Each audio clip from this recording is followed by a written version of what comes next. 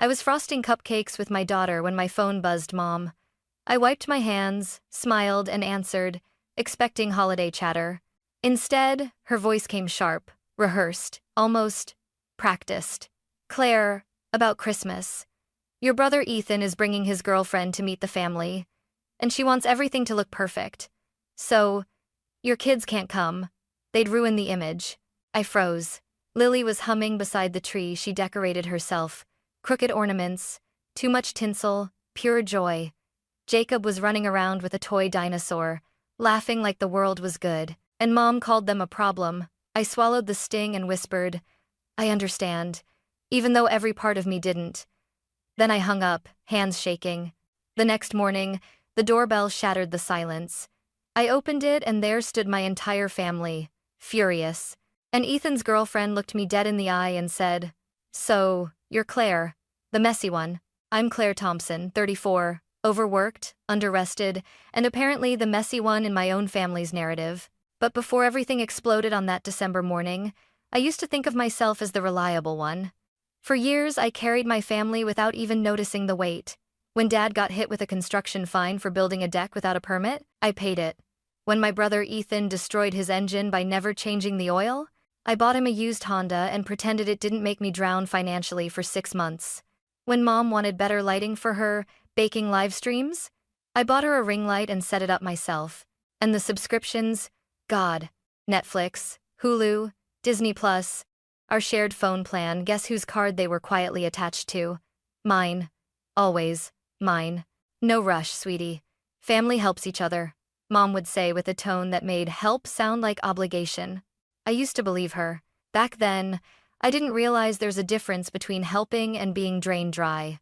I didn't see I was becoming the designated problem solver, the emergency wallet, the person expected to clean up everyone else's mess while raising 2 kids alone and working from a kitchen table covered in crayons. But the thing about being used is, you usually don't see it until the moment someone tries to take one thing too many. And this year, what they tried to take was my children. That was the moment everything finally snapped. That night, after Mom told me my kids didn't fit the image, I didn't sleep. I lay on my couch, staring at the ceiling while the living room glowed faintly from the cheap string lights. Lily insisted we keep on. I kept replaying the words in my head. Your kids would ruin the perfect image. As if Lily's crooked paper stars and Jacob's dinosaur footprints on the carpet were something to be ashamed of. As if joy needed to be color-coordinated and silent. Around 1 a.m., I got up and walked through the apartment. The ornaments Lily hung were clumped together, mostly at her height. Jacob's craft projects were taped all over the wall, uneven, bright, chaotic. But standing there, in the quiet glow of mismatched Christmas lights, I felt something warm bloom in my chest. This was real. Not perfect, not staged, not curated for Instagram, but real. I didn't grow up with real. I grew up with staged smiles, forced poses, and a mom who cared more about how things looked than how they felt. I learned young that image mattered more than comfort, more than honesty, more than me. And now she wanted me to pass that curse on to my children. By morning, I was exhausted but calm until the doorbell rang like someone was trying to break it. I opened the door, and there they were. Mom, Dad, Ethan, and her. The new girlfriend. Blonde hair in a neat ponytail, beige coat, beige boots, beige personality, everything about her screamed minimalist influencer starter pack. Her name was Brianna, and I had only met her once. That time, she spent more time taking photos of her pancakes than actually eating them. The moment she stepped into my doorway, she looked past me into my apartment at the toys, the scribbled drawings, the lived-in mess, and her lips tightened almost invisibly. Then she said, all sugar and judgment, "Oh, so this is the chaos you bring into the family aesthetic?" And for the first time in years, I felt something inside me shift. Not guilt, not shame, but clarity. This wasn't just about Christmas. This was about control, and I was done being controlled. Mom pushed past me as if I were a doormat she'd wiped her shoes on 1,000 times before. Her eyes darted around my apartment, the toys, the craft paper, the half-finished school project on the table, and she sighed like the mess personally offended her. Claire, sweetheart, this is exactly what Ethan is worried about. Worried about what? I asked, crossing my arms. That your situation might overshadow things. My situation. Not my life. Not my children. My situation. Dad stepped in, rubbing his temples dramatically, as if my living room physically hurt him. Just listen to your mother, Claire. This Christmas is important. Then Ethan spoke. He always spoke like someone who expected applause. Look, Claire, Brianna's brand is taking off. The Christmas photo shoot will go on her profile and the sponsors page. Everything needs to look clean, minimal, cohesive. Cohesive. Brianna echoed, smiling like an Instagram filter. I stared at them, stunned. Are you seriously telling me my kids don't match your aesthetic? Silence. Thick. Guilty. Telling. Mom finally said it outright. Your kids are unpredictable. Loud. They could ruin the atmosphere. The content. Ethan and Brianna want this to be perfect. I laughed, a short, sharp sound I didn't recognize. And what does perfect mean? Beige? Silent? Sanitized? Brianna lifted her phone and casually scrolled, uninterested in appearing polite. Children grab things, make noise, they smear frosting. They cry suddenly, she said. That's not the look we're going for. The look you're going for? My voice rose. Since when did Christmas become a branding opportunity? Ethan rolled his eyes. You wouldn't get it. You've been stuck. Meanwhile, Brianna and I are building something. I stepped forward. And you want me to erase my kids so your Instagram grid looks cleaner? No one answered. Mom just sighed and said something she would regret later. Claire, for once in your life, stop being difficult and just fall in line. My jaw clenched. Fall in line. That was my childhood. That was my 20s. That was every favor, every bill, every emergency they dumped into my lap. And they still wanted me to fall in line, even if it meant letting my own children be treated like shameful clutter. I looked each of them in the eye and said, no, I'm not doing this. But the storm had only just begun. For a second, everyone froze like my no wasn't a word they recognized. Then Mom recovered first. She always did. She clasped her hands in front of her chest and let out a trembling breath. It was her signature performance, the wounded mother act. Claire, you made me feel terrible last night, she said softly, as if I'd personally set fire to her house. I couldn't sleep. I tossed and turned, thinking, why is my daughter always so combative? I blinked. You uninvited my children to Christmas. Don't be dramatic, she snapped. We simply asked for a little flexibility. Dad stepped forward, his tone heavy with fake disappointment. Claire, family requires communication, compromise. You can't always be so withholding. Withholding? I almost laughed. I opened my mouth, but Ethan cut in, gesturing like he was pitching a business plan. Look, it's one Christmas. Brianna lined up a photographer, a stylist, the whole thing. It's our shot to build momentum. Kids would just ruin the vibe. Brianna nodded, as if this were the most reasonable thing in the world. We can do a kid-friendly day after New Year's, she offered. Something low-key, meaning unimportant, meaning not worth photographing. Then the final blow came. Mom straightened her blouse, inhaled, and finally revealed the part they had really come here for. Well, since you'll be attending without the kids, we'd appreciate a little help with the financial burden. Hosting is expensive, Claire. I felt my stomach drop. How much? I asked quietly. Mom's eyes widened in fake shock. Oh, don't be crass. Then she said it anyway. 2,000. That would take the pressure off. I stared at her. $2,000. Dad stepped in quickly. It's not just for the party. It's support. Togetherness. You've always been generous. Brianna chimed in, bright as a blade. And of course, you'd only join us if you come alone. The energy needs to stay clean. I felt something burn under my skin, not sadness, not shock, but rage that had been waiting years for oxygen. Right then, Jacob shuffled into the hallway behind me, hair messy, holding his stuffed triceratops.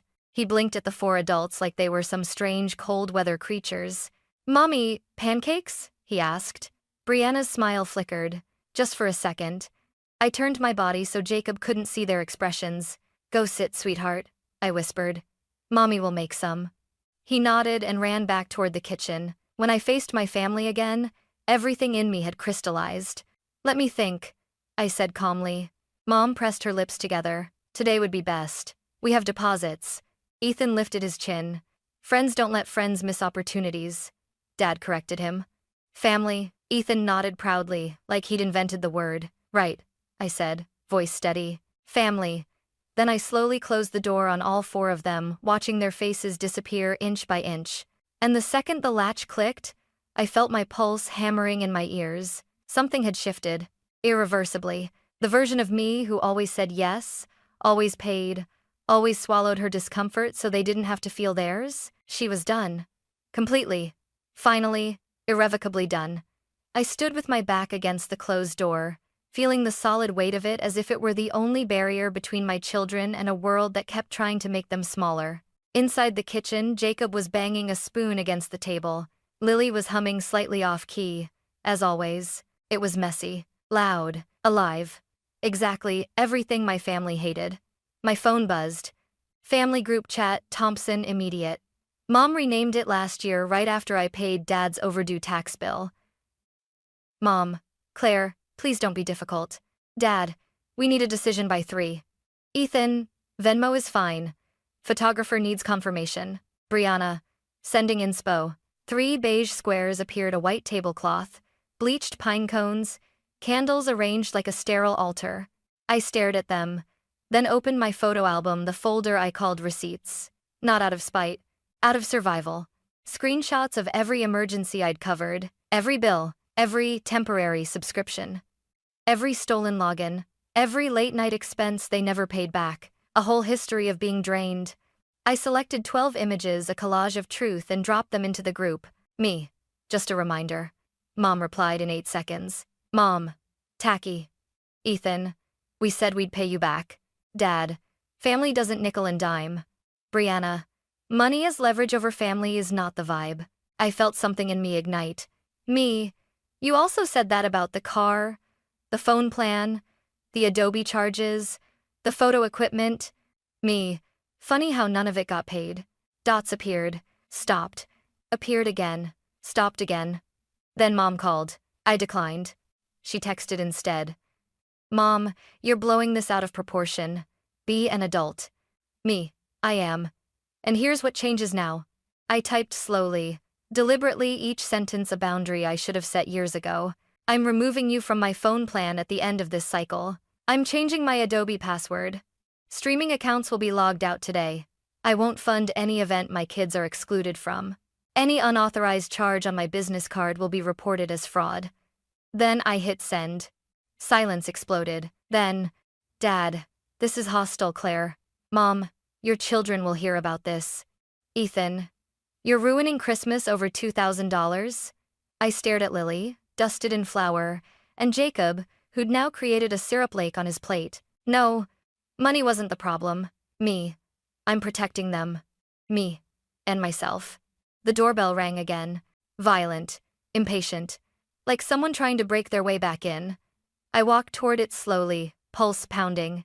On the other side stood my entire family, angrier than before, colder than the winter air around them, and I realized something monumental.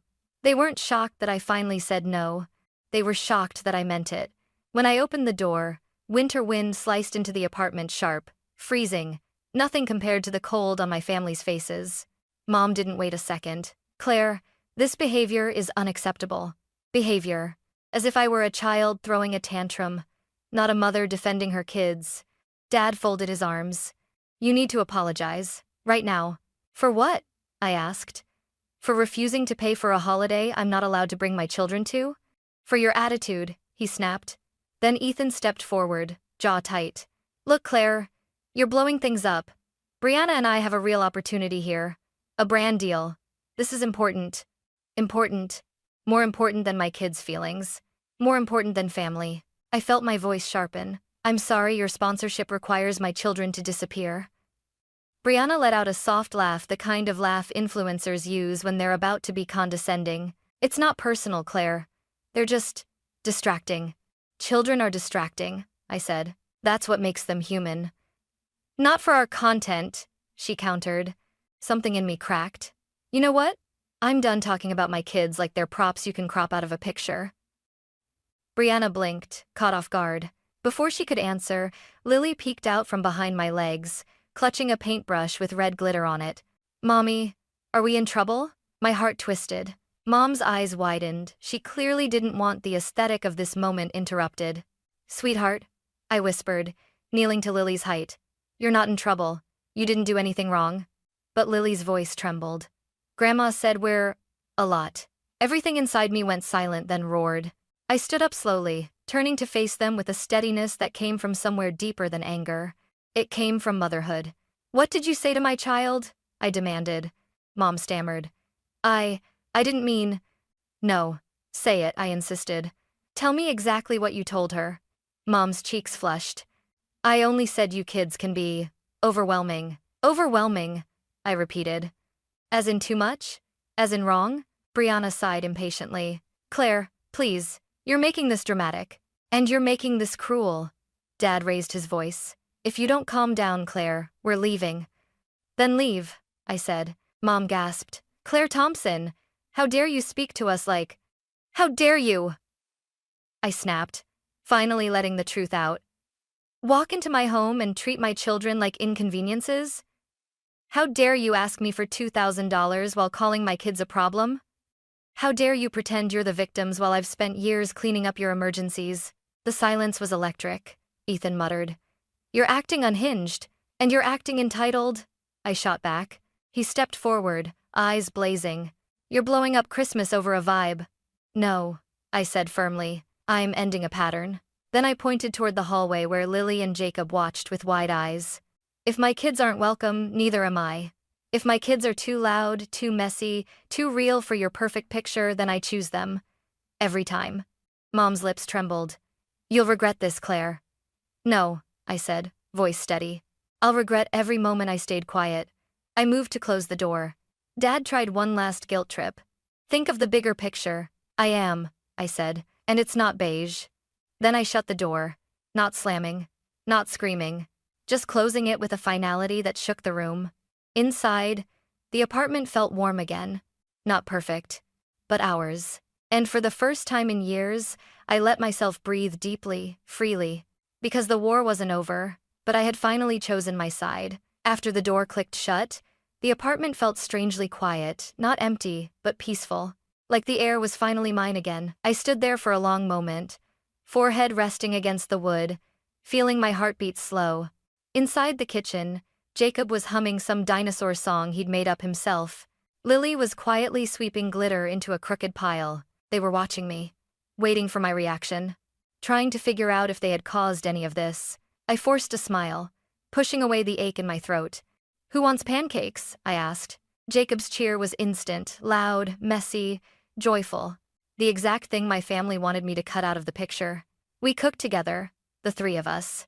Flour everywhere, chocolate chips on the floor, a pancake shaped like— I want to say a star, but honestly it looked like a deflated balloon. And yet, I had never felt more certain. This was our Christmas, and it was enough. More than enough. Around noon, as we were building a blanket fort, my phone buzzed again. "Dad, phones aren't working. Did you cut us off already?" I frowned. I hadn't touched the plan yet.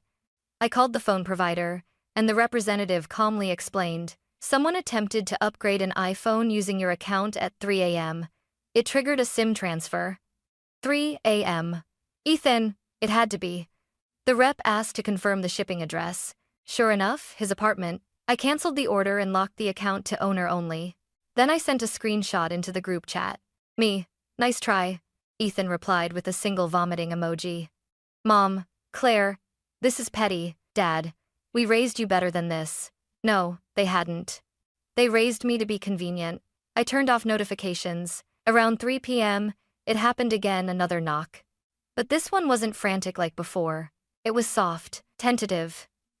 I opened the door to find my Aunt Linda, Mom's quiet sister, the one relative who never asked me for anything and always brought store-bought cookies because she didn't have the patience for baking. She held a small paper bag. "I told your mother she was out of line," she said, by way of greeting. Then she stepped inside like she belonged. Lily and Jacob ran to her immediately. They loved Aunt Linda's chaotic energy. She handed them each a gingerbread man and whispered, "Don't tell your grandma these are from the supermarket." I laughed, actually laughed. Linda pulled me aside and lowered her voice. "You're doing the right thing," she said. "Your mother is having a meltdown because she lost control, not because she's hurt." My eyes burned, and I blinked quickly. She squeezed my arm. You protect those babies. The rest of them can deal with the consequences. She stayed for almost an hour helping with crafts, telling ridiculous stories, listening without offering unsolicited advice. And when she left, she looked back at me with something I hadn't felt from a family member in a long time. Respect. That night, after the kids fell asleep tangled together on Lily's bed, I sat at the kitchen table with a notebook and opened my laptop. It was time to reclaim the rest of my life. I made a new business bank account, transferred everything out, closed the old card, the one Ethan kept, accidentally using thanks to saved autofill. I froze my credit. I removed everyone from the phone plan and sent a step-by-step screenshot guide. Mom replied, "We can't figure this out." Me, "Yes, you can." Dad, "We're old, Claire." Me, "You're capable." They didn't respond again. I put all borrowed or temporarily left behind items, the ring light, the spare iPad, Ethan's camera, Brianna's tripod into a trash bag. Then I drove it to my parents' porch, left it there, and attached a note. "Returning your things. Please return my peace." For once, I wasn't scared of their reaction. For once, I felt free. Later, in the stillness, I created a private folder on my laptop. Clarity. Not revenge. Not ammunition. Just every screenshot, every charge, every message that proved I wasn't imagining the pattern. When I finished, I closed the laptop and exhaled. In the living room, the tree lights blinked unevenly. The paper snowflakes looked more like amoebas. The stockings weren't coordinated. The whole apartment was a disaster, and it was perfect. Finally, wonderfully perfect. Because for the first time in my life, Christmas wasn't a performance. It was ours. Christmas morning arrived quietly, no alarms, no obligations, no pretending. At 6:12 a.m., Lily shook me awake, whisper, shouting, "Mom, Mom, Mom, it's snowing." It wasn't much, thin flakes floating sideways, melting the second they touched the ground. But to my kids, it was magic. We ran outside in boots and pajamas. Jacob licked a snowflake off his sleeve and declared, "It tastes like toothpaste." I laughed so hard I nearly slipped. We made cinnamon rolls that came out uneven and slightly burnt. We opened presents at our own pace. I took 2 photos, not for social media, not for anyone else, just for us. And as we sat on the floor surrounded by wrapping paper, something inside me softened. I didn't miss my family. I missed the version of them I once hoped they could be. Around noon, my phone buzzed. A text from Brianna. "For the record, I didn't know your family had been asking you for money. I shouldn't have made that image comment." I panicked, and I'm rethinking some things. I stared at the screen for a long moment. Not forgiveness, not friendship, just acknowledgement, something I'd never gotten from my own family. I typed 3 words. Good, so am I. 2 days later, Mom texted, "Sunday dinner? Let's talk this out." Dad followed, "Your mother misses the kids." I replied with a single condition. "We'll come for 1 hour. If anyone mentions image or money, we leave." No explanation. No apology. Just the rule. Dad responded, "Fine." We arrived at 3 p.m. sharp. Mom opened the door with a smile too tight to be real. The kind that says, "I rehearsed this for the past 48 hours. Claire from last month might have softened. But the Claire standing in her doorway now? She wasn't here to be molded. Mom knelt down to Lily and Jacob. And what came next actually surprised me. "I made a mistake," she said quietly. "Not you. Me. No, but." No justification. Just the sentence she owed them. My kids forgave her instantly, kids always do. They don't hold grudges, they hold truths. We stayed exactly 59 minutes, ate dry cookies, took home leftovers we actually wanted. And when Mom began hovering, about to slip back into old habits, asking about future vacations, budgets, holiday plans, I stood up, smiled, and said, "We're heading out." No tension. No explosion. Just boundaries steady as a heartbeat. That night, after putting the kids to bed, I opened the kitchen cabinet where we keep the bowls. Inside, taped to the wood, was the list I'd written the night everything broke. I don't pay to be treated badly. My kids are not negotiable. No is a complete sentence. Family is a verb. I read it like a prayer, because I finally meant every word. As I tucked Lily in, she blinked up at me and asked, "Mom, what's the moral of Christmas this year?" She always asked that, as if life were a story and I were the narrator. I thought of beige tablescapes, perfect images, pay now requests, paper snowflakes shaped like amoebas, Jacob's toothpaste snowflake. I brushed Lily's curls back and whispered, the moral is, love isn't a filter. It's messy, loud, real. And it never asks you to make yourself smaller to fit someone else's picture. She nodded like this was the most obvious truth in the world. Then we're keeping our paper chain up till March, she declared. Deal, I said. And as the lights dimmed, I stood in the doorway for a moment, letting the quiet settle around me. Not perfect, just ours. The Christmas where I finally chose us and lost absolutely nothing worth keeping.